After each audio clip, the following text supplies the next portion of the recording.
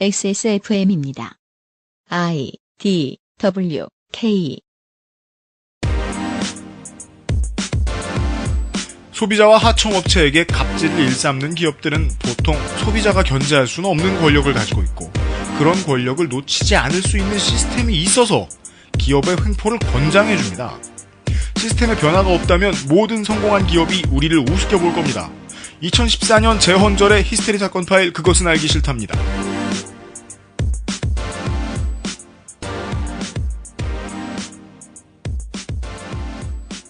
전 세계에 계신 청취자 여러분, 한국 시간으로 이틀 지났네요. 그 선거 방송이라는 게 진짜 사람이 많은 것을 갉아먹습니다. 이게 지난주에 방송을 늦게 보내드린 점 정말 죄송한데 저희들은 한 주 내내 준비하고 있긴 했었습니다. 그래서 뭐 이렇게 눈 감았다 떴더니 그 다음 주 방송을 진행하고 있네요. XSFM의 책임 프로듀서 UMC는 지금 덜덜 떨고 있습니다. 오늘 나와주실 게스트분이 자영업을 하다가 어떻게 사채를 쓰게 됐는가를 앞에서 한참 설명을 해주셔가지고요. 그리고 그 TV 광고에 많이 나오는 그 대부 업체들 있잖아요. 콩 이렇게 비교 분석해 주시면서 네. 어디가 제일 악랄한가 이런 얘기하고 해주시는데. 네, 미래 프로젝트를 지금 잠깐이나마 미리 예고해드렸습니다. 사채 얘기 한번 가긴 가야 돼요. 우리가 지금 배때기가 하나뿐이라 무서워서 못 다루는데 얘기할 만은 해요. XSFM의 수석 경영자 이용입니다. 예? 무엇을 경영하더라? 저요? 내가 뭘 경영하지? 홈페이지를 경영하고 있습니다. 예, 혼란에 빠져 있습니다. 뭘 경영하더라 이러면서. 네, 이용이 나와 있습니다. 제 앞가림을 경영하고 있습니다. 그렇습니다. 전 절대 못해요, 그거. 이용 앞가림? 네. 예, 그리고 광고도 읽어주고 있죠. 한 해도 빠짐없이요. 예. 목요일에 히스테리 사건 파일 그것은 알기 싫다는 에브리온 TV, 왕초보의 무한실내 컴스테이션, 바른 선택 빠른 선택 1599의 1599 대리운전. 또박또박하다. 처음 만나는 오프라인 모바일 축제 앱쇼 2014에서 도와주고 계십니다. 월커니. XSFM입니다. 바른 선택, 빠른 선택. 1599, 1599에서 알려드리는 대리운전 이용 상식. 대리운전 쓰실 때마다 현금 결제와 영수증 처리 불편하셨죠? 1599, 1599 법인 서비스를 이용하시면 별도의 지불 없이 이용하고 월 단위 후불. 세금 계산서 발행과 경비 처리 참 쉬워지겠죠? 바른 선택, 빠른 선택. 1599, 1599에서 전해드렸습니다. 바른 선택, 빠른 선택. 1599. 안녕하세요. 책임지는 즐거움으로 일하는 컴스테이션의 이경식입니다. 용산에서 조립 PC 업체를 한다는 사장이 고객 한 분의 컴퓨터를 수리해드리기 위해 대전까지 다녀왔다는 얘기는 아직 못 들어봤습니다. 다른 사장들도 그런 말은 저한테서 처음 들었을 겁니다. 100층짜리 회사 전체의 컴퓨터건, 고향에 계신 어르신 한 분의 컴퓨터건, 사용자의 미소를 얻을 때까지 일하겠다는 약속이 컴스테이션의 영수증입니다.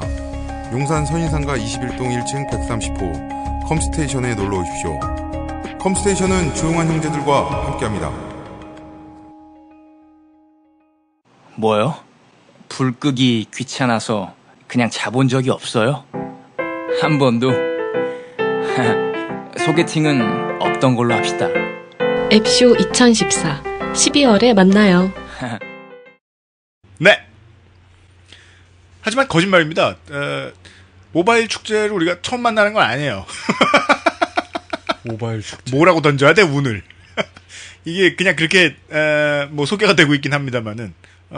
근데 그거는 저도 이제 걱정해요. 우리나라에는 보고 싶은 그 IT 전시회가 없어요. 없네요. 예. 네. 아니 무슨 뭐 컴텍스 쇼 같은 막 우리나라에서도 해외로 취재하러 가잖아요, 막. 그렇죠. 타이페이 같은 데서 하면은 혹은 뭐 라스베가스 같은 데서 하고 뭐 이러면 그렇죠. 가전제품 쇼 이런 거 하면은 그런 거 관련 기사는 삼성전자 부스가 이렇게 화려합니다, 여러분. 이런 기사가 나오죠. 쫓가고 있는 거예요. 예. 그러니까 문제는 삼성전자 물건을 기다리는 사람도 있어요. 하지만 삼성전자 부스가 있다. 그럼 다른 부스도 있어야 돼요. 그거는 형평성의 문제가 아니라 우리가 보고 싶단 말이에요. 새로 나온 뭐 모바일이건 앱이든 뭐든 간에 IT 기기건. 근데 우리나라는 저도 이거 지금 광고 들어오고 나서 좀 다시 한번 돌이켜 생각을 해봤는데 그런 전시회가 없고요. 있다 그래봐야 다 관에서 돈 뿌리면 그거 물어다가는 헌터들 있죠. 헌터들. 그 김광진 의원 나왔을 때 얘기한 것처럼 그 삥 뜯는 것인 경우가 많습니다. 예. 그 부스 삥 뜯고 뭐 어쩌고저쩌고 혹은 뭐 국가 돈 그냥 눈먼 돈 뜯었다가 그 또 막 평일에 저 뭐죠? 어디죠? 킨텍스에서 하고 모터쇼가 아닌 이상 수도권에서는 킨텍스에서 하겠다 그러면 안 하겠다는 뜻이에요. 장사 안 하겠다는 뜻이에요. 왜 제일 큰데? 큰 만큼 멀고. 그건 수도권의 축제, 일산의 축제죠. 아, 코엑스가 아니라 킨텍스. 킨텍스. 헷갈렸다. 그러니까요. 코덱스든 세텍이든 사실 강북권에도 뭐 그런 거 있어야 되는데 접근성이 돼야 되는데 접근성은커녕 뭐 삼성 것만 보여주고 말이야. 중소기업들이 우르르 참여할 수 있는 전시회가 될 거라는데 12월에 만나자니까 네 나중에 천천히 생각하지요. 오늘은 쉬지 않고 기동 취재가 이어지고 있습니다.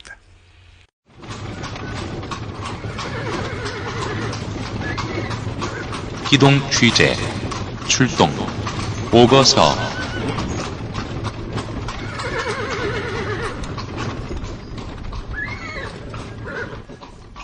견제받지 않는 어떤 힘에 대한 오늘은 마무리 시간이 될 것 같습니다. 오늘과 그 다음에 추가 취재를 통해서 이번 주말에 다시 이어서 방송을 해드리도록 하겠습니다. 제목에서 보셨다시피 오늘은 자동차 얘기입니다. 자동차 하면 우리는 많은 사람들이 떠오르고 많은 후보들이 떠오르고 하지만 역시 XSFM에서 가장 떠오르는 사람은 혹시 이러다가 총리 후보 자리가 나한테까지 오면 인생이 끝날까봐 노심초사하시고 계신 분이 많이 있어요. 그 중에는 우리 XSFM에는 XSFM의 권창극 마사오 기동취재반장이 계십니다. 권창극 어서 오십시오. 안녕하십니까. 네. 만약에 공직에 나서시게 된다면. 아니, 족가래요. 3초 만에 낙마할 거예요. 내가 야당 사람이면 저 집 하드부터 턴다. 여기 있는 이들 중 마사오의 시드를 받아보지 않은 자 그에게 돌을 던져라. 일부 돌을 던지고. 옛날에 지난 총선이었죠. 그 김용민 씨가 민주당 네. 후보로 갔다가 그렇죠. 김용민 씨가 예전에 했던 어떤 방송에 그 앞뒤 맥락 없이 욕설한 거 네. 그거 하나 물어다가 작사를 냈잖아요. 그렇죠. 그거 뒤지느라고 얼마나 힘들었겠어요. 그렇죠. 네. 나는 뒤질 것도 없이 첫 페이지를 열면 보고야 보고 보물 창고. 수집한 가장 희귀한 대표작 이런 것부터 쭉 써 있어요. 네. 마사오 기동 취재 반장께서 기동 취재를 하시다 말고 오늘 뭘 취재하지 하다가 차 운전하다가 꼭 그리하여 된 것은 아니고 자동차에 관련된 많은 문제거리들이 있었고 아마 이제 이번 주말에 2부에서 본격적으로 이 사건에 대해서 쭉 풀겠지만 그동안 보았던 정말 대한민국은 자동차를 많이 생산하는 커다란 세계 기업을 가지고 있는 그 회사의 본사가 처음 태어난 곳이라고 보기에는 너무 기상천외한 자동차 불량 사고가 많거든요. 그 중에 하나를 오늘 이야기할 겁니다. 오늘과 이번 주말에 이야기를 하도록 하겠습니다. 그 이야기를 하기 위해서 오늘은 또한 저희들이 이 다른 시사 프로와 달리 가장 열심히 배려하고 있는 사회 초년생들을 위해 여러분들이 돈을 벌어서 대한민국에서 이 외제차를 안 사고 아직까지 직수입되는 외제차 사기는 이제 딜러들한테 외제차 사기에는 아직은 좀 우리나라에 힘들죠. 가격차 너무 많이 나고. 그렇죠. 사실 우리가 독일에 사는데 뭐 독일 3사의 차를 사는 건 어렵지 않을 수도 있습니다. 근데 우리나라 들어오면 가격 확 뛰잖아요.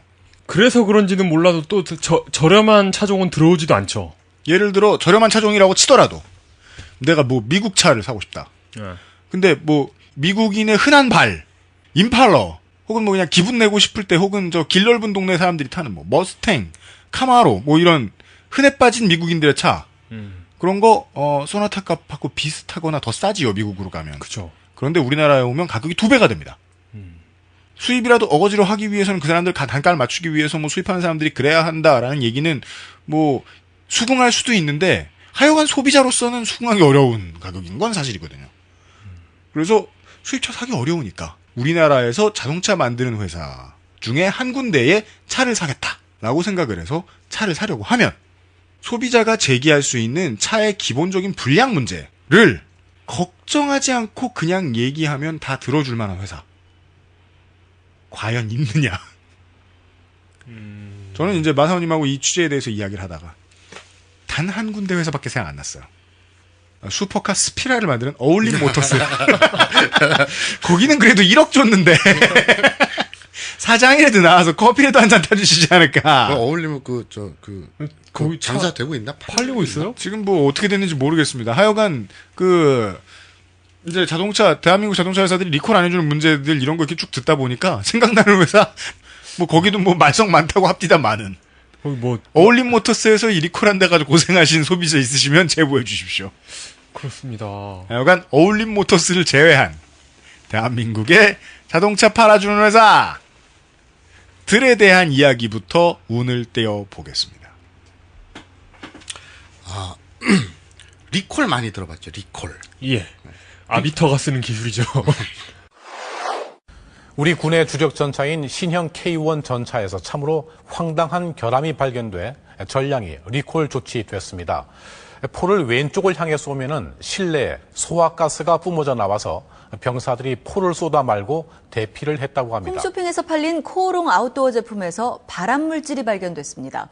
코오롱은 전량 리콜하겠다고 밝혔습니다. 큰 자전거를 전량 리콜 환불 조치하기로 했습니다. 개통하자마자 고장이 잇따랐던 베이징 상하이 구간 중국 고속철 차량 전부를 리콜하기로 했습니다. 리콜에 대해서는 많이 들어봤는데 리콜이 뭐야? 딱 설명해 보세요. 리콜. 네. 스타크래프트요 아니면 현실 세계요? 그러니까 사람들이 리콜 신문 기사로나 뭐 이런 건 많이 봤는데 정확히 리콜을 정의해봐라. 그럼 잘 몰라요. 네. 신기하죠? 그럼 리콜은 무엇이냐? 토탈 리콜 영화 있죠. 네. 어디로 가려고 그런 영화 토탈 리콜은 완전 기억 뭐더라? 아까 사전 찾아봤는데 그러니까 이게 그 리콜하고 다른 리콜이더라고. 이게 리콜이 이게 준비를 좀 잘해. 의도는 알겠다. 이게 리콜이 RECALL 리콜이 완전 기억 능력이래잖아. 완전 기억 능력 이거고 토탈 리콜은 완전 생각났어 이거 그리고 이제 여기에서 우리가 얘기하는 자동차 리콜 같은 리콜은 어떤 상품의 결함으로 인해서 소비자가 생명, 신체상의 위해를 입거나 입을 우려가 있을 때 이게 중요해요. 우려가 있을 때 상품의 제조사나 유통업자가 스스로 또는 정부의 명령에 의해서 강제적으로 혹은 공개적으로 결함 상품 전체를 수거해서 교환, 환불, 수리 등을 위해서 방지 조치 취하는 거. 이게 자동차에만 국한되진 않은 거죠. 그런데 이제 주로 우리는 자동차에 대해서 많이 쓰죠, 이 말을. 뭐 자동차뿐만 아니라 많은 공산품, 그렇죠. 식품 이런 데 많이 들어가죠. 그렇죠. 그래서 원래는 자동차뿐만이 아니라 어떤 것이든 다 가능한 거예요. 네. 근데 이 리콜의 가장 방점을 찍어야 될 거는 이게 아까 말한 것처럼 선제적이라는 거. 고장이 나서 누군가가 다치거나 죽기 전에 누군가가 피해를 입기 전에 방지 조치를 한다는 거. 이게 중요한 거거든요. 이 리콜의 진정한 의미는 뭔가 우려가 있을 때. 그렇죠. 그러니까 선제적 방어. 요게 이제 중요한 개념인데. 네. 그렇다면 뭐 다양한 제품군이 떠오르네요. 먹는 것도 될 수 있고. 그렇죠. 의약품도 될 수 있고. 여기 뭔가 위험하다 싶은데 그거 누군가가 소비자가 이미 다치거나 몸이 상해서가 아니라 상할 수 있다는 가능성이 생겼을 때 전 제품을 다 수거하는 거. 장난감, 전자레인지, 밥솥 다 되는 거죠. 근데 이거를 제품에 대한 불신으로 연결시키면 곤란하다. 그러니까 자동차는 2만 몇천 개의 굉장히 짜잘한 부속들이 많이 들어가잖아요. 예. 그러니 아무리 최첨단으로 만들어도 이게 빵꾸가 생길 수 있죠. 물건에 하자가 생길 수 있고. 네. 그런데 또 자동차라는 게 위험하잖아요. 이게 사고가 나면 사람 생명하고 직결되니까. 그러니까 어떤 하자가 생길 수 있다는 것, 이걸 전제로 이것이 리콜 조치를 하는 회사의 차는 무조건 불량품이고 나쁘다라고 오버할 필요는 없다는 얘기죠. 그렇습니다. 차라리 오히려 자기네들이 하자가 있다는 걸 인정하고 그 제품을 전량 회수해서 무상으로 수리를 해준다는 것, 이거는 좋게 받아들여야겠죠. 신뢰를 하기 위한 어떤 수치가 소비자로서 필요하다면 그것은 아마도 리콜을 하는 경우도 있고 하지 않는 경우도 있지만 자동차 회사가 리콜을 했을 경우와 하지 않았을 모든 경우를 다 합했을 때 자동차의 결함으로 인해서 소비자가 겪는 피해가 어느 정도나 되느냐. 그렇죠. 이런 걸로 판단을 하면 좋겠어요. 그렇죠. 리콜을 뭐 몇 번 했다라고 해서 저 회사 못 믿겠네. 이것은 결과적으로 나중에는 안 좋을 수도 있다. 그렇죠. 네. 그러니까 리콜의 부정적인 인식이 쌓이면 쌓일수록 자동차 회사는 이제 밥 벌어 먹어야 되니까 네. 리콜을 자꾸 외면하게 되겠죠. 왜냐하면 전략팀과 홍보팀이 계속해서 계산하겠죠. 그렇죠. 리콜을 실시했다라고 보도자료가 나간 직후에 자동차 판매 추이 뭐 이런 것들을 계산하고 있겠죠. 그렇죠. 그래서 이게 안 좋다 그러면 자꾸 덮고 네. 그 그렇죠. 피해 상황이 고스란히 소비자한테 갈 테니까. 네. 그러니까 오히려 리콜을 긍정적으로 바라보는 시선이 필요하다. 네. 라고 주장을 하고 싶고요. 물론 뭐 뒤에 얘기 나올 거를 미리 땡겨서 말씀을 드리자면은 지금 대한민국 자동차 기업, 자동차 만드는 회사들의 완제품 자동차 만드는 회사들의 문제는 욕 먹을까봐 리콜을 안 한다기보다는 그냥 마냥 귀여운 척하면서 안 하는 것 같은 그런 느낌이 듭니다. 근데 어쨌든 제가 이거 취재하면서 리콜이라는 걸 조치를 취했다고 해서 네. 저 차 메이커는 불량차를 만드는 후진 회사구나 라고 생각하면 안 되겠구나. 그렇습니다. 라는 걸 하나 교훈으로 얻었는데 그걸 미리 말씀을 드리고. 네. 청취자 여러분 뭐 저하고 마찬가지로 끼어드시고 싶은 생각이 드실지도 모르겠어서 제가 끼어들어 봅니다. 원래 다 후졌지 뭐 이런. 네. 자, 우리가 리콜 하면은 제일 많이 접했을 법한 가장 유명한 사례. 네. 타이레놀. 대한민국 차 이 양반아. 도요다. 미국에서 있었던 도요다. 그렇죠. 사태. 그 엑셀레이터 페달이. 네. 그렇죠. 그거 리콜 대량 리콜 사태 한 방으로 뚝 떨어졌죠. 미국 시장 점유율이. 네. 근데 차도 안 좋아졌어요 그 기간 동안. 타봤어요? 뭐 진짜 치고 예. 어떻게 알아? 지금 되게 좋은 얘기였는데. 네. 왜요? 원가 절감과 네. 이 차량 질의 하락. 네. 이런 것들이 이 시기와 많이 겹치거든요. 그렇군요. 네. 이용이 맞는 말을 잘못했습니다. 저는 생산관리와 경영학을 배우는 사람입니다. 이 얘기를 2년 동안 들으니까 정말 배웠을 것 같고, 정말 수업 시간에 공부를 했을 것 같고, 이런 착각이 막 듭니다. 홀루시네이션에 시달려요. 2014년 1월부터 5월까지 동안에 미국, 중국, 일본, 한국 등 총 4개국에서의 글로벌 완성차 업체들이 실시한 리콜 건수가 수치조사에 왔다. 나 이런 거 할 때마다 뭔가 뭐 뿌듯하다 막. 그죠. 이러고 추가 질문할까봐 겁나. 그래서 나는 이거 조사 안 해온 거 물어볼까봐. 영어 그 약자 있잖아. 네. 그것도 다 알아온다. 네. 아무튼 총 219건. 리콜 대수가 전년 동기비 85.5%. 뭐 이런 수치는 좀 중요한 게 아니고 점차 확대되고 있다. 2013년 4개국 시장에서 리콜한 차량 대수가 3,653만 대. 그러니까 연간 생산량의 4분의 3. 그러니까 차를 4대를 만들면 3대는 리콜해줬다. 2014년 1월부터 5월까지 미국 시장에서 GM, 제너럴 모터스. 그 리콜 대수는 공부해 왔다는 게 고작 GM, 제너럴 모터스요. 리콜 대수가 동기간 판매량의 11배. 2월에서 5월까지 팔린 대수의 11배. 인 1376만 대를 기록하는 등. 그러니까 리콜 대수가 이미 판매량을 초과한 지 오래예요. 예전에 리콜이 이렇게 활발하지 않았는데 도요다가 한번 버팅기다가 좆대 봤기 때문에 네, 그렇습니다. 명쾌하군요. 활발하게 하고 있는 거가 반영이 된 거죠. 이용 기자가 아까 얘기했었잖아요. 그 엑셀레이터. 네, 맞아요. 사실은 이게 스너프예요, 거의. 굉장히 끔찍한 사건이었고. We can't. Well, there's no break. Pray.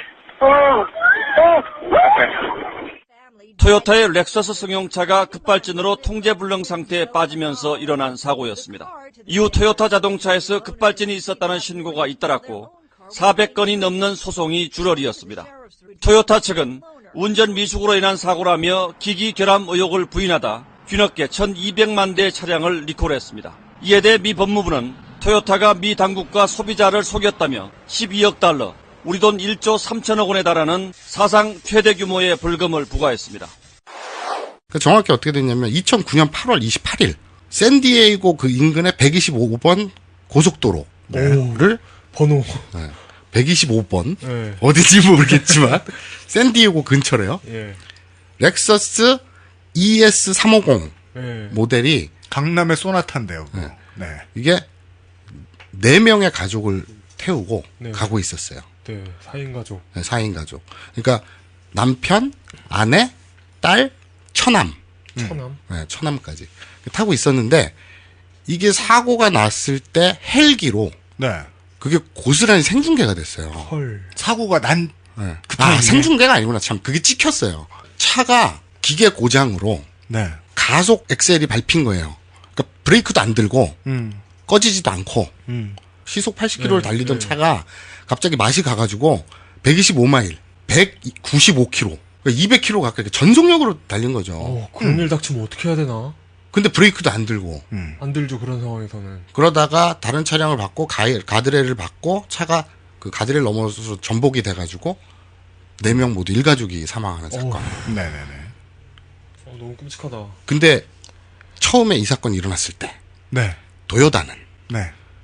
운전 미숙인지 차량 결함인지 모르지 않냐.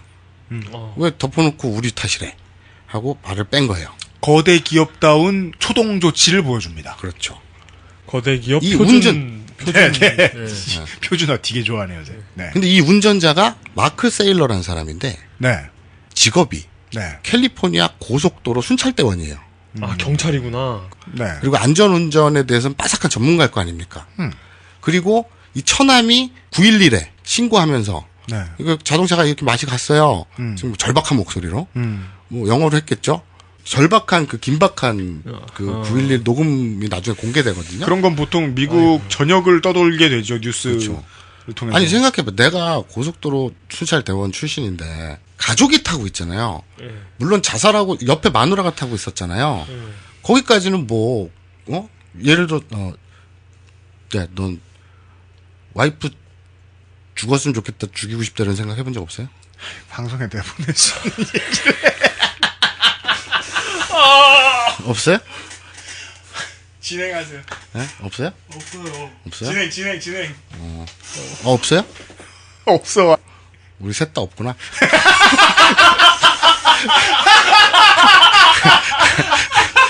자, 옆에 와이프만 타고 있었다면 세상 이상한 사람들 많잖아.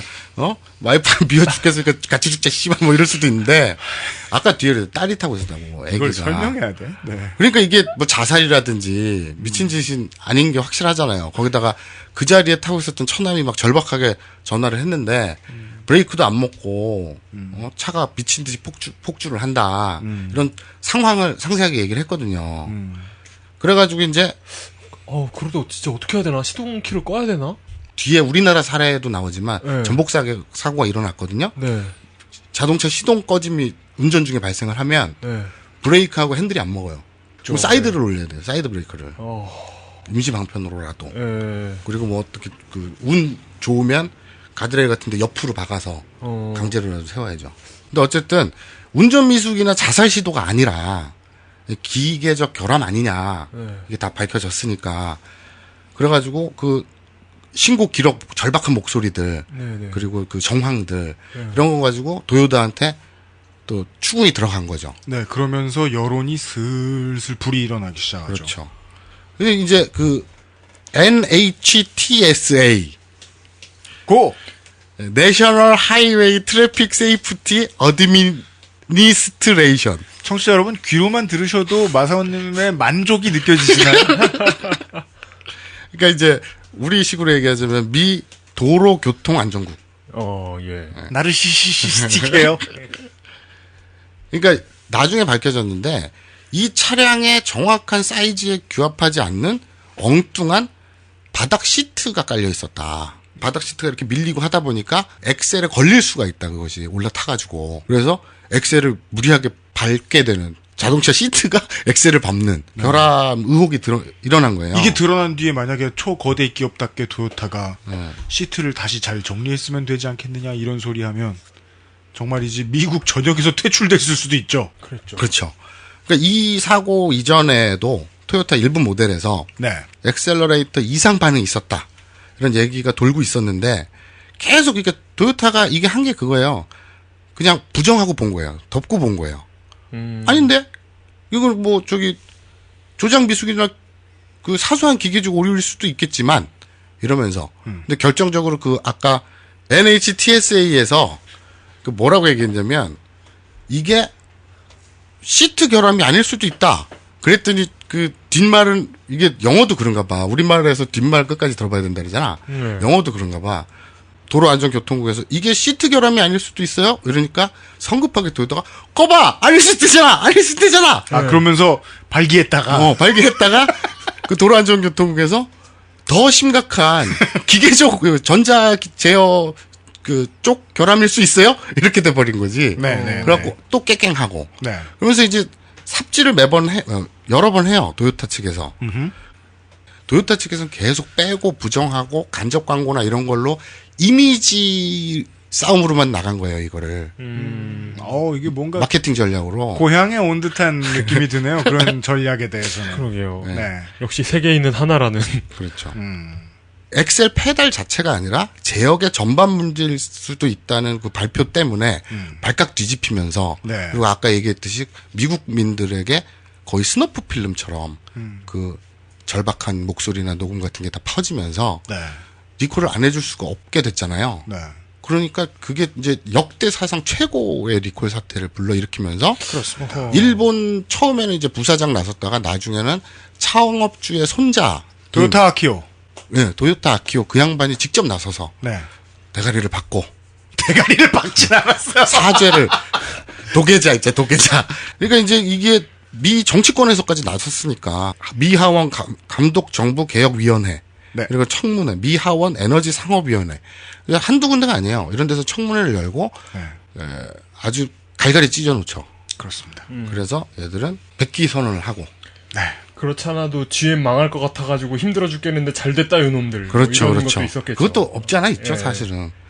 그래서 근데 가장 중요한 거는 이게 페달에 문제가 있냐? 그것은 우리가 아니라 하청업체에 있는 것이다. 그러니까 모든 게 이게 꼬이고 꼬인 거예요. 자기네 그 리콜을 선제적 대응으로 통 크게 오케이 해줄게 이랬으면 모르겠는데 우리 아니지도 있잖아. 그러다 나중에 또 문제가 되고 밝혀지니까 그럼 우리가 아니라 하청업체 탓이야. 계속 이런 식으로 발 빼다가 일을 키웠죠, 사실은. 청취자 여러분, 오늘의 첫 번째 이야기입니다. 세계 어딜 가나 거대 기업은 다 족같습니다. 그게 사례 2. 거대 기업 제일 족같은 사례 2. 그러면 미국의 그 대가리라고 할 수 있는 GM, 제너럴 모터스. 그건 어떠냐? 쉐보레 코발트 같은 소형 차에서 이 점화 장치 결함이 이미 10년 전에 그 문제 제기가 됐었던 거예요. 160만 대 리콜 사태로 위기를 맞고 있는 미국 자동차 업체 제너럴 모터스가 치명적인 결함을 공식 확인하고도 유족을 상대로 사건 내용의 은폐를 종용한 것으로 알려졌습니다. 뉴욕타임스에 따르면 제너럴 모터스는 지난 2009년 내부 기술 회의에서 점화 장치 결함이 드러난 쉐보레 코발트의 블랙박스를 분석해 결함이 있다는 사실을 확인을 했습니다. 제너럴 모터스는 사고 유족들에게 차량에 결함이 있다는 증거가 발견되지 않았다고 발뺌을 했으며 손해배상 소송을 철회하지 않으면 소송 비용 반환 청구 소송을 내겠다고 위협도 한 것으로 드러났습니다. 미국 차 좀 타시는 분들은 뭐 이그니션 문제 아니라 이런 잔고장들에 대해서 좀 매우 다른 어떤 이 오너들보다도 밝으시죠? 아, 그래요? 요즘은 이제 미국 차 잔고장 없다는 얘기들 많이 이제 하긴 하는데, 네. 근데 이게 10년 동안 은폐되어 있다가, 10년이나. 최소 13명 이상의 사상자를 낸 후, 연방 하원 에너지 상무위원회 청문회가 열려서, 밝혀진 거예요. 그런데 이 CEO를 불러가지고 청문회를 하는데, 알아봤더니, 그 점화장치 결함이 있잖아요. 그 부품 교체에 드는 비용이 57센트랍니다. 이게 아주 자극적인 숫자. 0.57달러. 그리고 나사를 풀고 그 스위치로 새로 바꿔다는데 채 1시간이 안 걸린대요. 근데 이걸 10년 동안 은폐했다가 걸려가지고 낸 돈이 그 리콜한 게 260만 대 포함 총 600만 대를 리콜을 하게 됐어요. 근데 이게 원인이 뭐냐? 그랬더니 지들 청문회하면서 그 규명을 한 게 첫째는 GM의 관료 문화. 그러니까 이런 말 검색하다 보니까 이런 게 걸렸어요. 텍사스의 억만장자 로스페로라는 사람이 있는데 네. GM에 대해 평가하기를 뱀이 나오면 뱀을 죽여야 한다. 근데 GM에서는 뱀 전문가를 고용하고 위원회를 구성하고 수년 동안 뱀 잡는 방법을 토론한다. 라고 비꼬았을 정도다. 뭐 이런 얘기가 있어요. 그리고 이게 사실 제가 생각할 땐 더 중요한데 아까 원가 절감 얘기 나왔잖아요. 네. 비용 중시 문화. 이게 사실 2005년도에 GM 기술진들이 네. 전자제어 점화장치 결함에 대해서 발견을 하고 대안까지도 해결책까지도 내놨어요. 기술진들이 사실은. 근데 시간이 너무 오래 걸리고 비용이 많이 든다는 이유로 그냥 덮어버린 거예요. 네. 그랬다가 이제 그 대량 리콜 상태를 막고 또 그때 2008년에 왜 금융위기 왔었잖아요. 그랬죠. 그래갖고 이제 처망하게 된 거죠. 인과응보라는 듯. 그럼 우리나라 현대차는 미국에서 어떻게 하고 있느냐? 네. 그 두 번째 이야기는 이런 거죠. 소비자가 뭔가 족 같은 기분이 들면 그 이유는 보통 거대 기업의 원가 절감이다. 그렇죠. 참 신기하죠. 아까 제가 빼먹었나요? 도요타도 분명히 원가 절감. 네. 원가 절감의 왕이죠. 네. 뭐 비슷비슷한 얘기들인데. 네. 자, 이제 그 대한민국 기업이 아닌. 이건 뭐 쉴드가 아니죠. 예, 미국 헌데이 얘기를 해보죠. 현대 말고 현다이. 예. 그러니까 9회에 걸쳐 222만 8,185대. 그리고 기아차는 3차례에 걸쳐 106만 9천. 그러니까 아무튼 현대차 그룹, 현대와 기아 합쳐서 네. 총 329만 7천여 대. 그러니까 도요다와 크라이슬러에 이어서 세 번째로 많은 차량을 리콜한 것으로 집계됐거든요. 네. 최신 지금 집계가. 네. 그러니까 좀 디테일하게 살펴보자면 현대차와 기아차는 지난해 4월 미국에서 브레이크 등 스위치와 브레이크 등 말이 이상하다. 브레이크 등 스위치 그리고 에어백 결함 뭐 이런 걸로 190만 대 리콜 처분을 받았어요. 네. 강제적 리콜이죠. 네. 그리고 현대의 그 소나타 그리고 미국명은 아제라죠. 그랜저. 네. 차량이 염분에 의한 부식 가능성이 제시돼가지고 뭐에 대한 부식? 염분, 바닷바람 이런 거, 바닷물. 26만 2천 대 리콜. 그리고 지난 10월에는 제네시스가 브레이크액 부족을 이유로 2만 7,500대가 리콜. 이렇게 된 거예요. 그러면 미국에서의 현대차, 그러니까 지금 방금 얘기했던 현다이 또는 기아, 현대차 그룹이죠. 키아. 시장에서 세 번째로 리콜을 많이 하네? 그러면 미국에서 만드는 현대차는 그렇다 치고 우리나라에 굴러다니는 현대차는 휴다이 말고 현대는 어떨까? 여러분도 아주 손쉽게 보실 수 있는데요. 예전에 우리가 소보원이라고 불렀던 소비자 보호원. 그렇죠. 소비자 보호원이라고 불렀던 한데 이름이 바뀌었대요.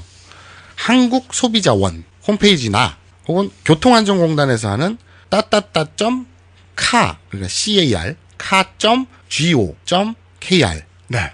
들어가면은 자동차 결함 신고센터라고 있어요. 여기서 리콜 현황과 진행 그리고 리콜 대상이 굉장히 자세하게 나와요. 우리나라 현재 리콜의 모든 것이 다 있어요. 자동차의 제작 결함이 있는지 혹은 내 차가 혹시 리콜 대상인지 원래는 개인한테 더 통보 우편이나 이런 걸로 통보해주게 돼 있대요. 네, 당연히 그래야죠. 네. 그런데 모르고 넘어가잖아요. 그러니까 무상수리나 이런 거 받기 위해서는 내 차도 리콜 대상인가 해서 이제 조회해보면 되죠. 자기 차 남바 딱 해서 조회할 수가 있거든요. 거기서 보면 현재 리콜 진행 중인 대상 차량 명단도 쫙 나와요. 그거 한 번도 안 이용해 보신 분들은 좀 신기하시지 않은가요? 저도 처음에 신기했거든요. 아, 한국도 리콜해? 그렇죠. 하긴 해? 근데 신기한 거는 리콜 대상 그 게시판 가서 확인하잖아요. 네. 다 외제차야. 포드, 제규어, 뭐 볼보 한번 봐봐요. 국내 판매량 230대에 빛나는 그런 차들이 리콜 대상으로 꽂혀가지고 있고 우리나라 그 많은 모델들 그 많은 그 브랜드들 있잖아요. 정말 가뭄에 콩나듯이 한 대씩 박혀 있는 거야. 의문이 풀리죠. 그러니까 이게 웃긴 거죠. 무슨 아까 제네시스 뭐 3만 대 뭐 이렇게 3만 대 가깝게 리콜 미국에서 이런 얘기 해주셨는데 그거는요 문제가 보고가 되면요 거의 팔린 만큼 리콜 해준다는 얘기예요. 근데 이 마선님이 표현하신 가뭄에 콩나듯이라는 얘기는 뭐냐면요. 원래 리콜 안 해주려고 했는데 어떻게든 해가지고 겨우겨우 소비자가 이겨서 그거 하나만 리콜해준다는 건 말이 안 되잖아요. 생산 라인 자체를 부정해버리겠다는 뜻이잖아요. 희한하죠? 똑같은 차인데 외국에서는 이렇게 뭐 GM 같은 경우 아까 제가 얘기했잖아요. 네. 뭐 4대 만들면 3대를 리콜하고 뭐 이런 식이잖아요. 네. 근데 우리나라에서 팔리는 우리나라 국산 차들은 신의 기술인가 리콜이 정말 코딱지막하게 되잖아요. 스위스에는 시계, 한국은 자동차. 거기 그런 수준이죠.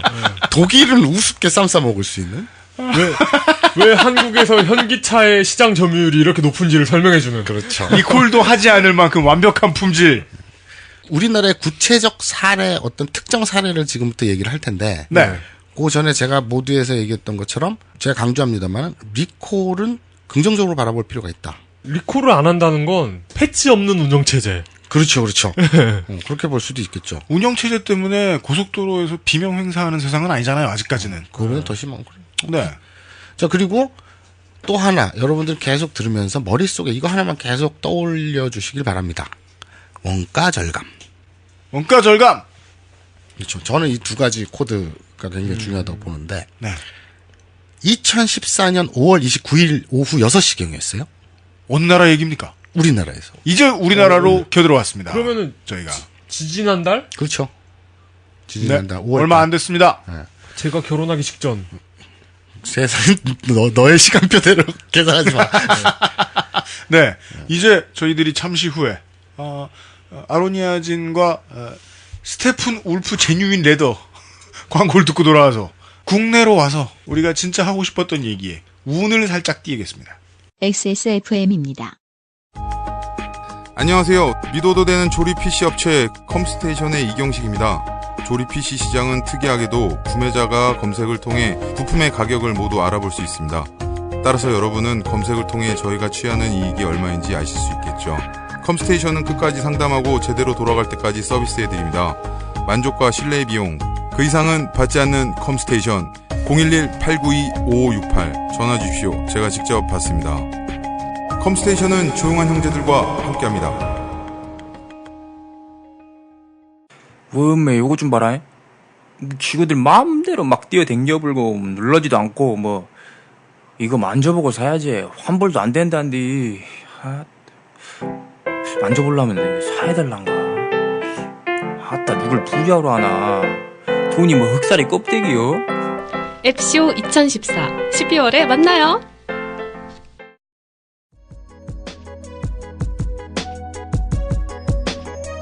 지금 듣고 계신 방송은 히스테리 사건 파일, 그것은 알기 싫다입니다.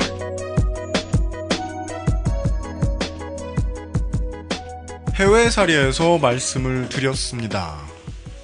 거대 기업의 생리는 죄다 비슷하고 원가 절감을 해야겠다는 본능도 죄다 비슷한데 이 산업의 문제는 불량은 곧 소비자의 목숨이라는 것이라는 것이지요. 그렇다면 우리나라는 어떤지 우리나라의 사례까지만 좀 이야기하는 것이 운 띄는 과정입니다. 자동차 결함센터, 신고센터가 있는데 거기에서 외제차만 줄줄줄 리콜 대상 게시판을 확인을 해보십시오. 그러면 와, 외제차는 정말 꾸지구나라는 느낌. 맨날 리콜이야 존나 꽂았네. 그런 느낌을 지울 수가 없습니다. 자, 그럼 우리 사례 아까 그 대구에서 있었던. 네. 2014년 5월 29일 오후 6시경. 르노 삼성 SM5가 대구의 네. 일반 도로를 주행하고 있었습니다. 네. 부릉부릉. 그렇지. 네. 띠띠빵빵 하면서. 네. 그러다가 유턴 지역에 들어섭니다. 네. 이 SM5가. 네. 그러다가 서행을 하죠, 당연히. 네. 이제 유턴 지역으로 접어들었으니까. 네. 그래서 덜커덩 하는 느낌이 납니다. 덜커덩. 뭐지? 운전을 하시는 분들은 공감하실 텐데, 저도 왠지는 모르겠어요. 왠지는 모르겠지만, 운전석에 앉아 있잖아요? 그러면 신기하게 뒤 트렁크 쪽에 누가 손만 올려놔도 느껴요. 맞아요. 네, 맞아요. 예, 신기하죠. 내가 백미러를 보지 않는데도 예. 차량의 아주 미세한 이상은 바로 운전석에서 감지가 되잖아요. 맞아요. 예. 근데 이거는 감지 정도가 아니라 대놓고 덜커덩 한 거예요. 차는 슬슬 가고 있었죠. 그래서 운전자가 이렇게 생각했대요. 바퀴 밑에 뭔가 이물질이 있었나 보다. 무슨 벽돌 같은 거나. 대충 어떤 느낌이었는지 알겠네요. 그렇죠, 그렇죠. 뭐가 노면에 돌출되어 있었나 보다. 네. 지면의 굴곡으로 인해서 타이어가 왔다 갔다 하면서 이렇게 움직이는 느낌하고 그 외에 다른 부분이 부딪히거나 무슨 이상한 걸로 인해서 덜커덩 하는 느낌은 또 조금 다르죠. 좀 다른데. 느껴집니다. 그래서, 뭐지? 라고 하는데 핸들을 통해서 진동이 심하게 오는 거예요. 불안하다. 네. 불안해. 존나 무섭다, 진짜. 그리고 나서 유턴 차량이 이제 멈춰 섰죠. 앞에 네. 차들이 있으니까. 네. 브레이크를 밟고 섰어요. 그러다가 신호가 떨어져서 유턴하려고 브레이크를 떼고 엑셀을 밟았는데 차가 뒤로 가요. 왜? 브레이크를 떼고 엑셀을 밟았는데 차가 뒤로 갔다. 그러니까 후진으로 놓고 있지 않았으니까 변속기를. 네. 앞으로 드라이브로 놓고 있었는데 네. 차가 뒤로 밀려요. 싫어. 마침 다행히 뒤에는 이게 싫은 차가 수준입니까? 무서워 죽겠죠. 마침 다행히도 뒤에 차량이 없었어요. 그럼 뭐 어떻게든 사이드 브레이크라도 올려서 그렇죠. 뭐. 그러니까 일단 사이드 브레이크를 잡고 네. 내려갔고 일단 이 운전자는 타이어부터 살펴본 거예요. 그리고 나서 이상이 없다는 걸 알고 본네트를 열었죠. 네. 이제 비상등 켜고. 그렇습니다.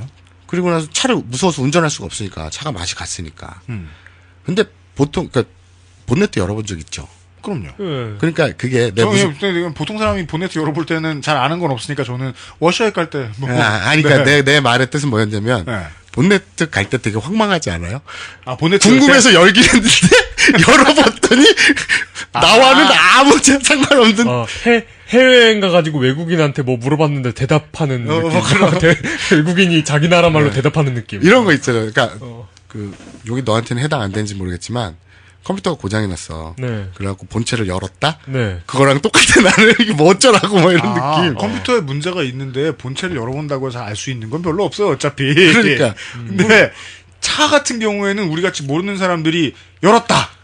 그랬으면은 이게 뭐 거기서 살라맨더가 튀어나오지 않는 이상, 에나콘다가 튀어나오지 않는 이상 알 수 없죠. 뭔 일이 있는지. 전 예전에 본네트를 열어보고 그 아버지 차의 문제를 해결한 적이 있어요. 진짜? 쥐가 거기다가 둥지를 튀어나왔어요. 야. 그런 시골 얘기 말고. 근데 쥐도 둥지를 터? 들쥐가 이렇게 그 치문지 같은 걸 이렇게 갈근 다음에 꼬아가지고 와. 상당히 더맨 새집처럼? 새집처럼 이렇게 지어요. 와. 네. 진지한테 들어주지 마세요. 어쨌든 네. 근데 내가 이 얘기를 왜 했냐면 네.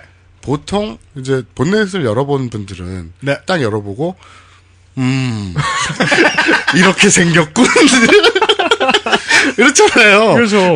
잘 생겼다 이러잖아요. 이렇게 하고 있으면 뭔가 아는 것처럼 보이겠지 이러면서. 이거라도 안 하면 아내가 화를 내겠지. 그래서 뭔가 딱 열어보고 이러잖아요. 그리고 이제 그 레카차 그 긴급출동 부르고 기다리잖아요. 근데 이 운전자는 본넷을 탁 열었는데 대번의 눈으로 알 수 있는 거예요. 전문가도 아니고 본네트를 자주 열어보는 분도 아니셨는데 열어보자마자 엔진이 수평으로 놓여있다는 건 상식이잖아요. 그렇죠. 예. 근데 20-30도 가량 확연히 눈으로 보일 정도로 엔진이 기울어 있는 거예요. 네. 엔진 한쪽이 무너져 내린 거예요. 네. 우리가 아무리 기계를 몰라도 상식으로 예측할 수 있는 문제가 확 틀려버리니까. 엔진이 삐딱하면 누가 봐도 이건 이상한 거잖아. 그래서 이렇게 된 거죠. 이게 지금 의사가 아니래도 고개가 똑바로 안 들어지면 그 이상한 건 알잖아요. 그 무서운 얘기인데 사용자가 신체 상해를 입지 않으셨으니까 지금 우리가 웃으면서 얘기할 수 있는 아주 시급한 문제죠. 근데 너무 무섭다 이거. 이입해서 생각하면 너무 무서워. 자, 이제 표현이 나올 수 있습니다. 엔진이 꺼져 있었어요. 제가 되게 위험한 상황이었다는 걸 나중에 설명드리려고 했는데 왜냐면 더 황당한 얘기가 나오거든요. 뭔가요? 엔진이 내려앉아 있었는데 이게 정확히 얘기해서 일반인들이 흔히 얘기하기로는 그 정비소에서 흔히 얘기하기로는 엔진 미미라 그래요. 미미. 그러니까 미미? 이게 일본어인데 귀 있잖아요. 귀. 귀를 미미라고 하거든요. 미미. 그러니까 엔진 미미라고 하는데 이게 엔진 귀처럼 생겼다고 그래가지고 미미라고 흔히 부르고 정확한 말은 엔진 마운팅 지지대예요. 엔진 지지대. 근데 이게 동그랗게 생겼는데 그 동서남북으로 이제 고무 바킹 이렇게 있고, 그러니까 생긴 게 정확히 얘기하면 인간의 귀라기보다는 뭐랄까 텔레토비 귀처럼 생겼어요. 크고 네, 동그래요. 네.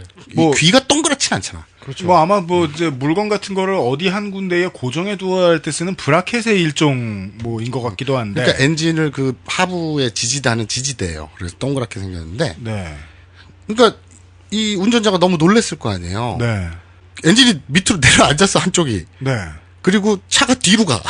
네. 이게 지금 아까 좀 전에 말씀하셨던 것처럼 고속도로였다면 그리고 경사진 도로였다면 이거는 인사사고가 100% 나죠. 뒤로 가기 시작했으면 충돌하는데 아무리 차가 없어도 몇 초 안 걸리죠, 대한민국은. 그렇죠. 그래서 이 대구 달서구에 있는 지정성 정비센터로 가요. 네. 그래가지고 뚜껑을 열고 본넷을 열고 그 정비사가 30년 정비 경력 동안 이런 건 처음 본다.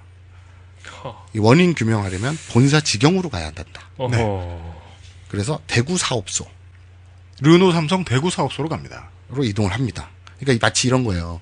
시골까지 아니고 동네 의원으로 갔는데, 이건 큰 병이니까 큰 병원으로 가세요. 그렇죠. 딱 그 경우지, 지금. 그래서 이제 갑니다. 그래가지고 이제 정비사하고 고객 응대 팀장이 나와요.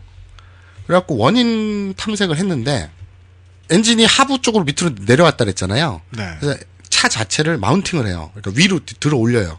밑을 보려고. 네. 근데 걱정을 하는 거예요, 지들도. 올리는 와중에 엔진이 내려앉을까봐. 완전 바닥으로. 엔진이 바닥으로 퉁 하고 내려올까봐. 할까봐. 그래서 조심조심 밑에 뭘 받치고 같이 올려요. 마운팅 한다 그러는데, 올려요. 그런데 다행히 엔진은 내려앉지 않지만, 운전석. 아니죠. 내려앉은 채로 그냥 있었지만. 그렇죠. 삐뚤어진 채로. 네. 엔진은 다행히 밑으로 완전히 팡 떨어지진 않았는데, 운전석 쪽 바퀴가 내려앉아요? 이거 왜 그러냐면 이제 엔진하고 바퀴 쪽을 연동해주는 거기가 어긋나 있었던 거예요.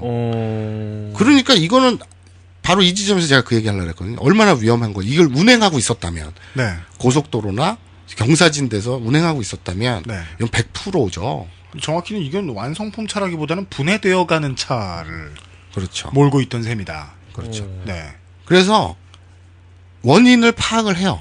결국엔. 뭡니까? 뭐 이런저런 과정을 통해서 파악을 하는데, 엔진 지지대를 연결하고 있던 볼트, 스크류라고 하는데. 그렇습니다. 스크류라는 게 뭡니까? 나사. 그러니까 네. 돌리는 거.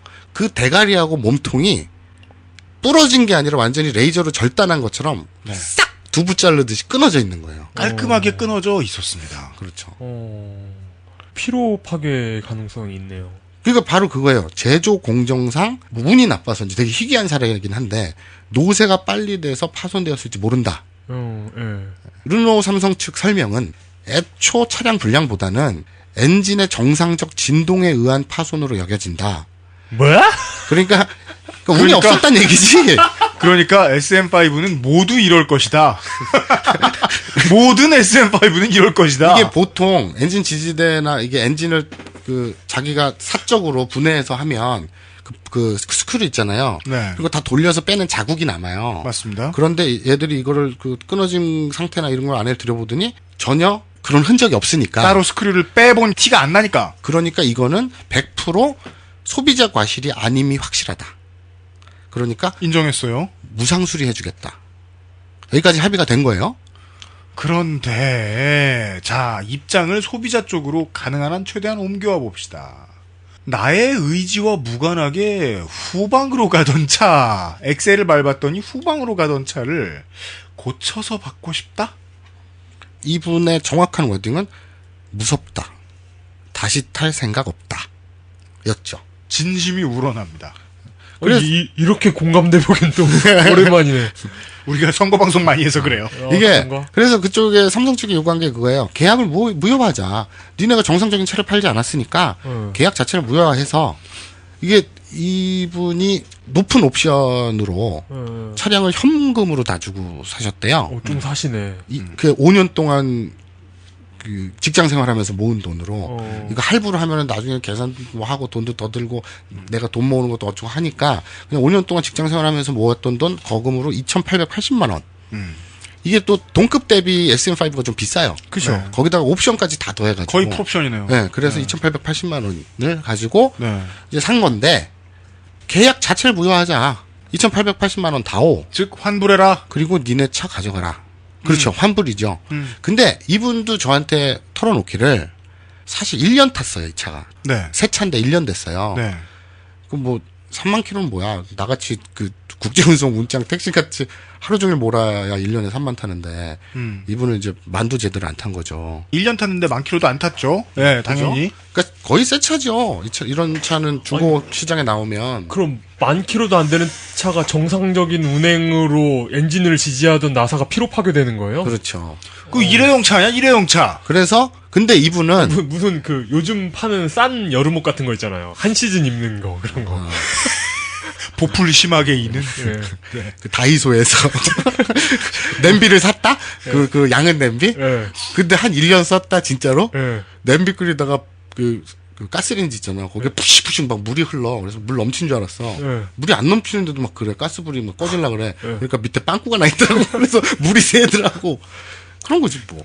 다이소에서 2,800만 원을 주고 냄비를 SM5를 사서. 근데 이분이 사실은 저한테 털어놓기는 내 돈 2,880만 원을 다 돌려다오라고 얘기는 했지만 네. 사실 속으로는 1년 동안 탄 감가상각비를 생각해서 정상적인 중고차 값만 받으면 되는데 협상이란 게 그렇지 않습니까? 위에서 이제 딱 걸어놓고 밑에서 또 그 상대방이 걸어놓고 중간에서 만나는 거잖아요. 그렇죠. 협상을 낮은 자세로 하면 안 됩니다. 그럼요. 당연히. 그러면 더 낮은 걸로 결과가 귀착되니까. 네.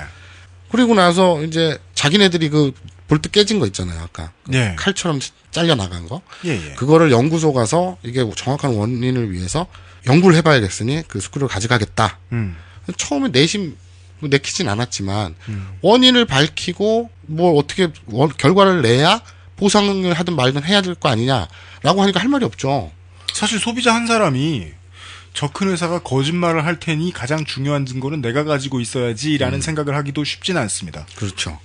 그래가지고 이제 그럼 오케이 그럼 가져가서 니네가 알아보고 합시다. 이러고 이제 2-3일이 흘렀어요. 예. 당연히 이건 이 운전자분 입장에서는 되게 큰 사고고 자기가 아차했으면 정말 등골이 서늘할 정도 아닙니까? 그래서 그쪽에서 서둘러서 빨리 대응할 줄 알았는데 네. 2-3일이 지났는데도 연락이 없더래요. 그래서 본인이 연락을 했습니다. 조사 결과 나왔냐? 나왔다. 아무래도 이건 엔진 진동으로는 노쇠 파손인 것 같다. 이런 경우에는 무상 수리밖에는 보상 방법이 없다. 헐. 라고 한 거예요. 어떻게든 저 주저앉은 엔진을 다시 일으켜 세워 당신이 타라. 그렇죠. 아직 이 아이는 끝나지 않았어 이러면서. 가장 결정적인 게 우리 소비자들 입장에서 아까 우리 얘기했잖아요. 본넷을 열고 나서 이런 거 있잖아요. 네. 몰라요 잘. 전문 분야잖아요. 그러니까 그쪽 엔지니어가 그쪽 전문가가 고객님이 잘 몰라서 그러시는데 제가 지금 이 바닥 경력이 엔지니어 경력이 20년이 넘고요. 지금 이게 그렇게 심각한 결함 아니에요. 다들 엔진 주저앉습니다. 그것까지는 아닌데 엔진 샤프트 부분이 깨진 거 수리해서 위치만 제대로 고정시키면 정상적으로 아무 문제 없이 운행할 수 있다.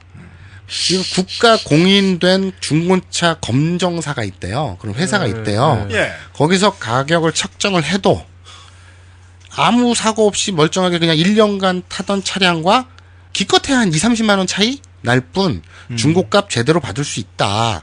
고객님이 모르셔서 괜히 어디서 듣고 엔진 한번 들었다 낸 차들은 완전 똥값됐다고 아우 긁고 계시는데 이건 그렇게까지 그런 심각한 결함 아니에요. 이렇게 된 거예요. 아 그런 얘기를 들으신 거다. 그렇죠. SM5 차주분이. 그렇죠. 근데 참 이게 뭐 좀 논외인 것 같기도 합니다만은 이 중고차를 처음부터 고려를 안 하시는 많은 분들의 생각에 그런 게 있는 거 아니에요. 이런 문제가 있는 차들이 러시안 룰렛 마냥 돌아다닐까봐. 그렇죠.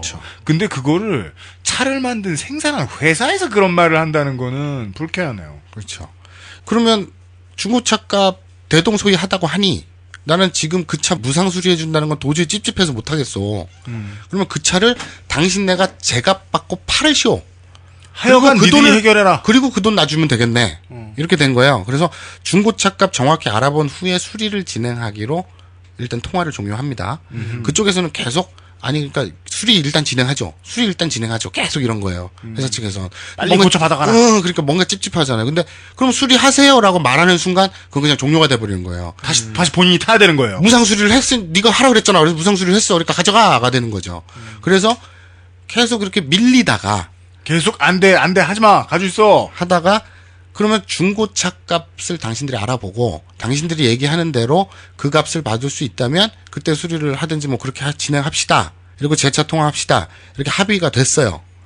그리고 나서 결정적으로 전 정말 이 부분이 이상한데 중고차 값을 제시했어요. 그쪽이. 네. 그리고 거기까지는 합의가 됐어요. 실제로. 네.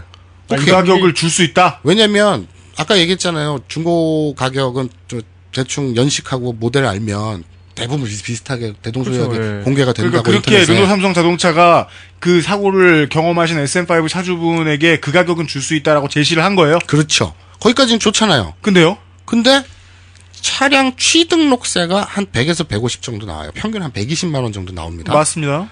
거기다 이건 중형이잖아요. 소형도 아니고. 네. 그러니까 취등록세 그 면제나 이런 혜택도 없고. 취등록세는 못 주겠다. 뭐야? 잠깐만요. 내가 마음이 변해서 팔고 싶은 것도 아니고요. 차 타고 가다가 갑자기 지 혼자 엔진 내려앉았고요. 그래서 불안해서 이걸 못 하겠어 갖고 어떻게 해달라고 했더니 그럼 중고차 값으로는 해줄 수 있다. 그래서 중고차 값으로는 그러면 니네 때문에 중고차 값으로 팔겠다고 한 거잖아요. 그러면 취등록세 평균 120만 원 정도도 니네가 내야 되는 게 아닌가요? 이랬는데 그쪽에선 고객님 잘 모르셔서 그러는데 아니죠. 그거보다 더 깨요. 고객님 취등록세도 내달라고요? 합리적인 보상을 요구하셔야죠. 이렇게 얘기를 한 거예요. What? 합리적인 보상 요구를 하셔야 저희도 들어두든 말든지 하죠. 이렇게 얘기한 거예요. 합리적인 차를 만들어야 안 빡치지. 사람이 안 다치고. 이거 프랑스 회사잖아요. 그래도 프랑스의 합리는 어떤 건지 한번 봅시다. 이게 합리적인 요구를 하시라. 섹시 뽕투어에 사시는 청취자 여러분 좀 족쳐주세요, 르노 좀. 그래서 이분이 이제 소위 말하는 뚜껑이 열렸죠. 이 타임에. 르나울트. 그리고 나서 아고라 청원, 그리고 카페 개설. 많은 사람들에게 알리기 시작합니다. 소비자가 할 수 있는 전방위 압박으로 들어갑니다. 억울함 2종 세트죠. 그렇죠. 카페 개설과. 그리고 나서 이제 이게 사람들, 네티즌들이 막 퍼나르고 언론에 소개가 되자. 네. 대략 한 4, 5일 후에 르노 삼성 측에서 연락이 옵니다. 해결을 원한다. 그리고 보상액 조정해주겠다. 그리고 네가 쓴 글들은 전부 블라인드 처리될 것이다. 이런 식이에요. 방송통신심의위원회를 통해서 블라인드 처리가 됩니다.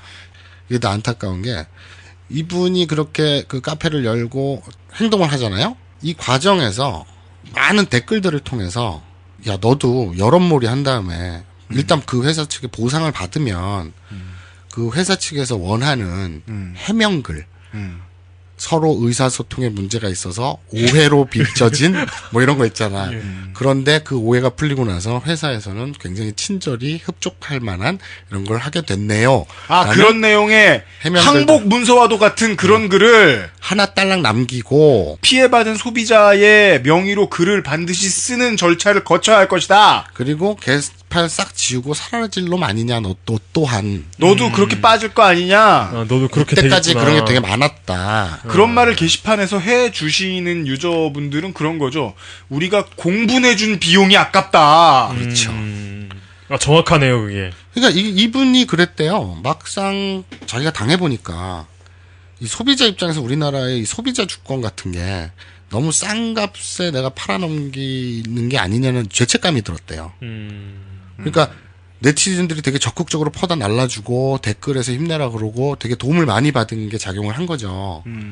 그래서 이분이 정확히 저한테는 그 워딩을 정확히 제가 녹취 다 있습니다만 정확히 워딩을 저한테 하지 않았어요. 그 부분은 이제 말씀하기 꺼려하세요. 왜냐하면 그 회사와 본인 간의 어떤 협상 내용에 대해서는. 근데 유추해 보건데 물론 제가 그 개인적으로 그렇게 유추할 만한 근거가 있습니다만 유추해 보건데 보상액 조정, 그러니까 취등록세죠 아까 얘기한 그런 것들을 포함해서 보상액 조정 가능하다. 단 네가 이때까지 쓴 인터넷의 그런 것들은 이렇게 해달라라는 요구가 있었겠죠. 그래서 이분이 거기까지를 생각해보고 이 댓글들이나 자기를 응원해주고 자기에게 힘을 보태준 네티즌들의 어떤 문제제기, 너도 원 오브 댐, 그놈 예전에 그놈들하고 똑같은 거 아니냐라는 것을 듣고 고민에 빠져서 이거는 아니구나. 각성. 개인적으로 단언컨대 특이한 케이스예요. 쉽지 않죠. 이게 돈이거든요. 사실 개인적 재산이잖아요. 네, 마사오님 해주신 말씀 중에 제일 중요한 말씀은 쉽지 않다. 쉽지 않은 선택을 하셨다. 되게 독립운동과 관련된 뭐 해외 영화든 우리나라 영화든 이런 그 주인공이 이런 심적 변화를 겪는 영화들이 가끔 있죠. 그렇죠. 근데 이게 영화에서뿐만 아니라 현실에서도 일어난 거예요. 첫째, 신기하다. 그러면 그 금전보상 이외에 무엇을 요구했느냐? 이분이 선택한 거는 아까 얘기했다시피 공공의 관점이에요. 그래서 르노 삼성 측에 공식 해명을 요구합니다.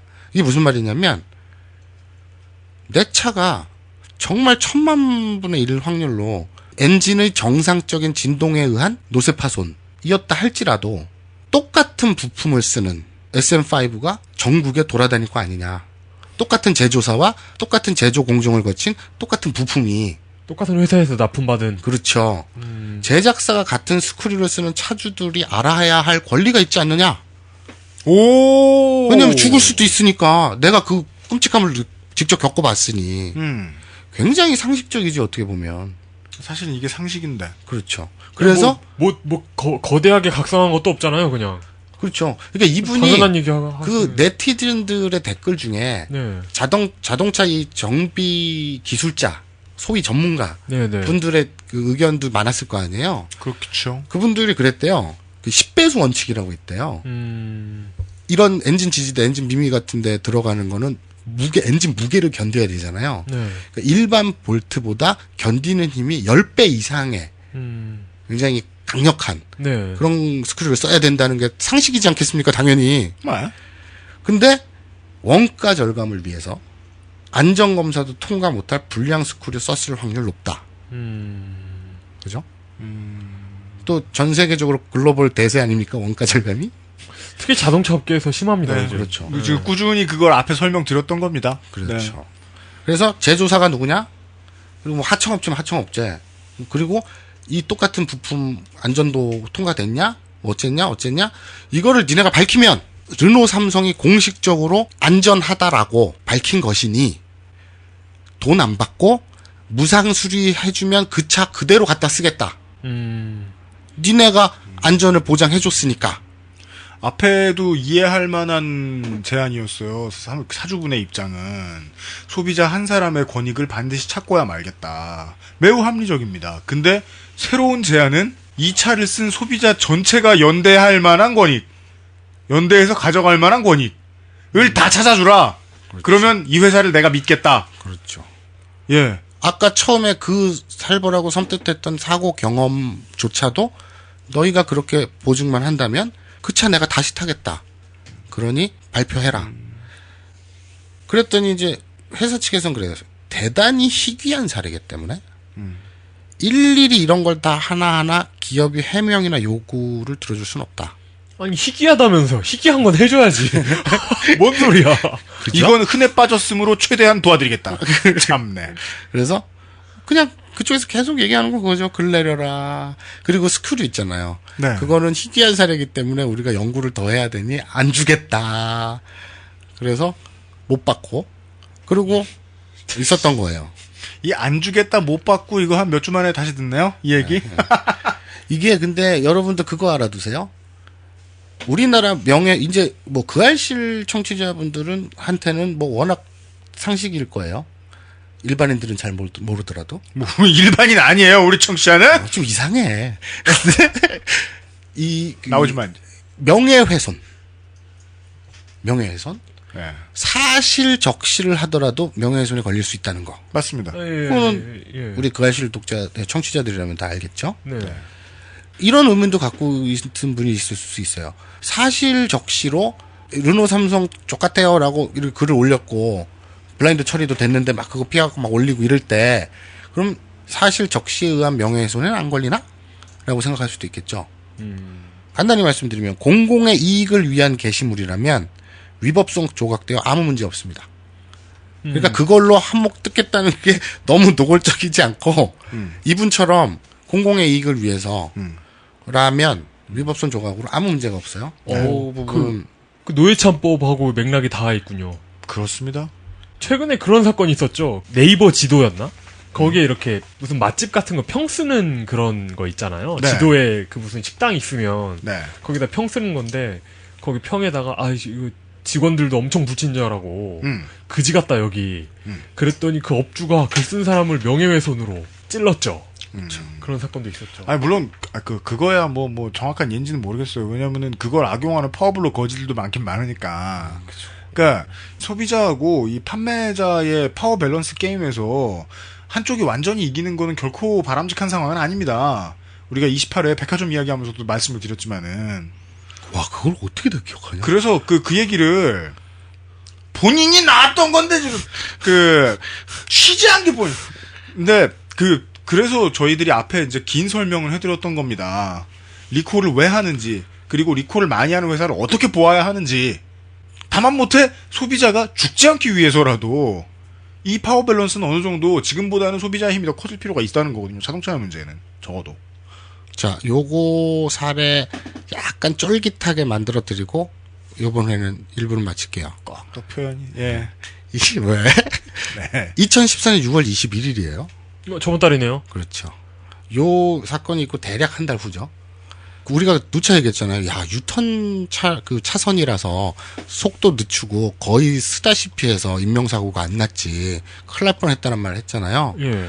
2014년 6월 21일 고속도로 기흥 주변에서 와이프와 두 아이, 8살, 6살 먹은 깐난애기들 태우고 한 시속 100km 정도로 서울로 이동하던 중 고속도로 그냥 위에서 엔진 시동이 멈추면서 핸들과 브레이크가 작동 안 해서 중앙 레일과 가드레일 여러 번 부딪히다가 회전해서 차가 전복됐어요.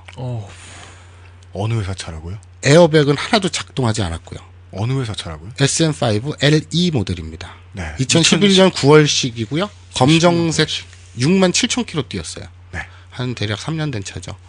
정말 다행히도 아이들은 카시트에 안전벨트도 있어서 그거 꼭 해야 됩니다. 유리 파편에 이렇게 창상이라고 그러죠. 긁힌 이런 것뿐 큰 외상은 없었고 다들 뭐 사망이나 이런 건 없었지만 애기들이 이제 트라우마 입었을 거 아니에요. 그렇습니다. 잠꼬대를 무섭다고 잠꼬대를 하고 네.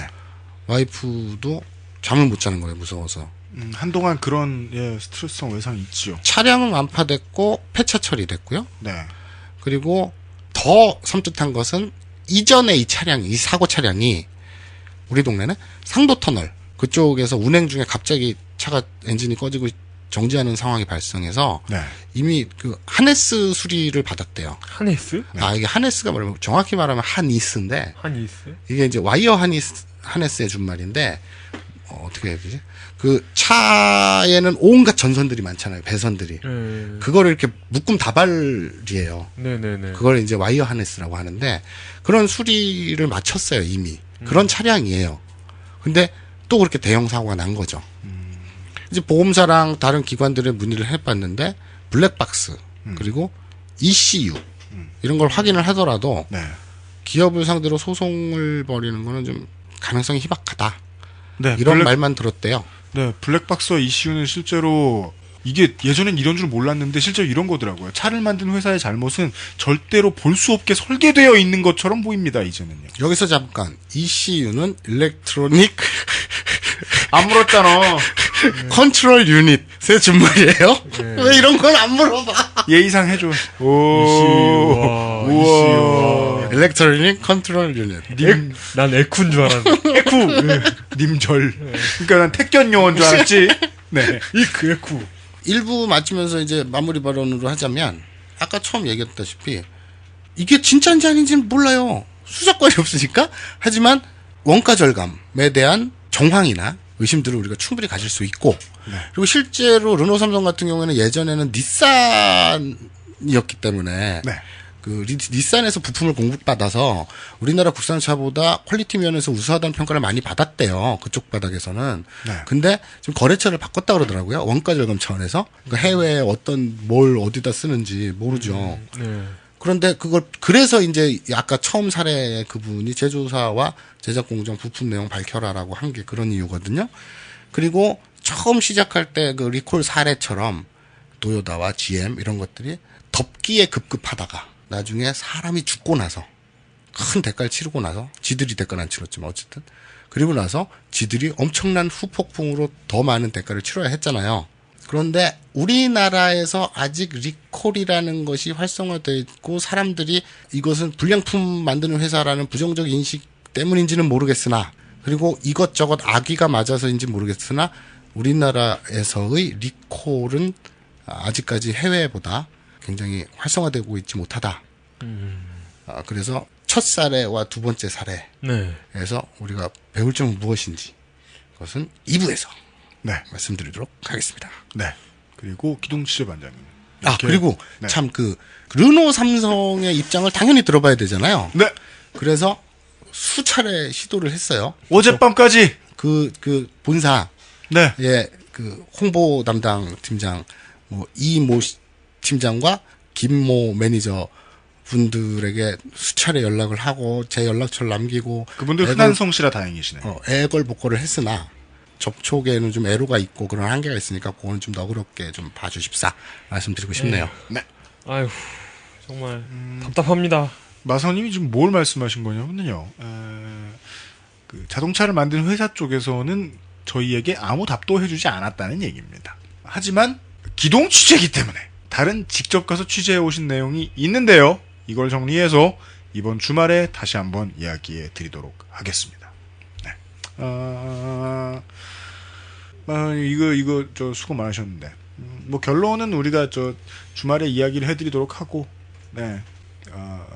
녹조 덩어리 4대강에 이게 생수병 500ml 이렇게 풀고 나오는 기분이긴 한데 결국 아무 일도 안 일어날 것 같다는 이 괴로움이 들긴 하는데 PD로서 그렇지만 진행된 자세한 내용은 일단은 빠짐없이 다음 시간에 다 알려드리도록 하겠습니다. 그때까지 부디 총리 후보가 되지 마시고 취재 잘 부탁드리겠습니다. 마사오 기동 취재 반장이었습니다. 네, 수고하셨습니다. 네. 수고하셨습니다. 지금 듣고 계신 방송은 히스테리 사건 파일, 그것은 알기 싫다입니다. XSFM입니다. 바른 선택, 빠른 선택. 1599, 1599에서 알려드리는 대리운전 이용 상식. 대리운전 회사가 광고하는 최저가는 지켜지지 않을 때가 더 많습니다. 저가 대리운전 회사는 운전기사님의 이익을 줄여가며 최저가를 제공하기 때문이죠. 대리운전 기사는 최저가를 기피할 수밖에 없는 현상. 노동자의 마음으로 공감하시면 더 빠르게 대리운전을 이용하실 수 있습니다. 바른 선택, 빠른 선택. 1599, 1599에서 전해드렸습니다. 바른 선택, 빠른 선택. 1599. 아야. 키캣 그건 됐다 해라. 그거 L. 너희들 L 뭔지 아냐? 어떻게 될란가는 나도 모르지. 앱쇼 2014 12월에 만나요. 간단한 의사소통 시간입니다. 트윗을 조금만 소개해드리겠습니다. 간단한 질문과 답. 가이오트님 외에 몇 분이 삼양사와 삼양라면이 다르다는 지적을 해주셨습니다. 감사합니다. 삼양사와 삼양라면이 다른 게 아니라 삼양사와 삼양이 다른 거죠. 그렇습니다. 예.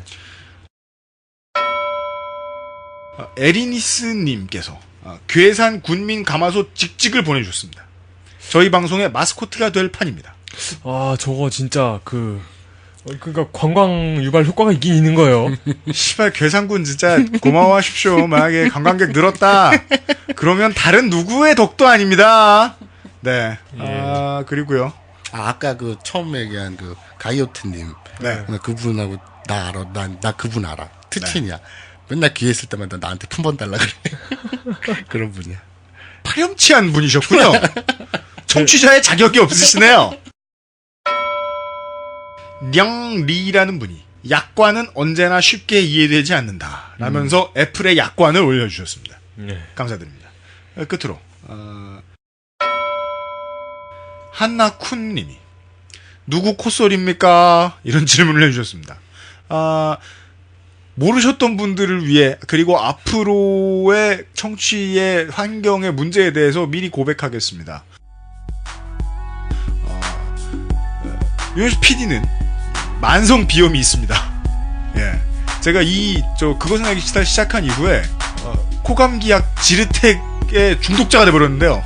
없으면 못 산다는 수준이 돼버렸는데요. 좋아서 막 먹는 게 아니고요. 진짜 없으면 콧물 나서 죽거든요. 최대한 편집을 통해서 애를 쓰고 있습니다. 앞으로 또 열심히 편집하겠습니다. 여기까지가 히스테리 사건 파일 그것은 알기 싫다 재헌절날 84A회였습니다.